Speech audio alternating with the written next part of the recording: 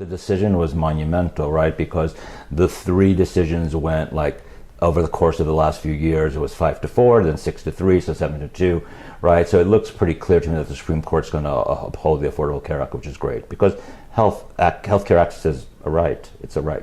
So for people living with HIV, not having the Affordable Care Act and having pre-existing conditions would mean that, one, they would have limited access to doctors, limited access to medications. We have no cure for HIV.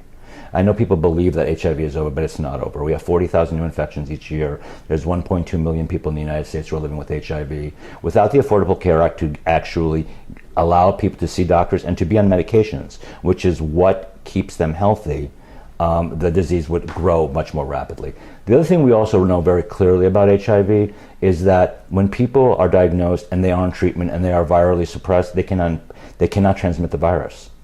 And so the benefit of having people have access to medications is also for prevention, the spread of HIV. So undetectable is untransmittable, is something that we worked on for years, this slogan. So it would have been devastating to the our effort to fight HIV.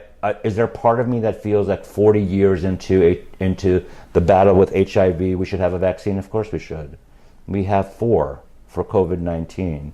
And one can't help but wonder the extent to which the federal government of the United States would have rallied to develop a vaccine and cures at a faster rate if it wasn't marginalized people who were affected by HIV, if it wasn't gay men, if it wasn't Haitians, if it wasn't injection drug users, if it was the general population like was affected by COVID-19. I wonder if the response would have been much more rapid. And I think there are a lot of activists out there who are thinking the same thing and who are, a little angry about that.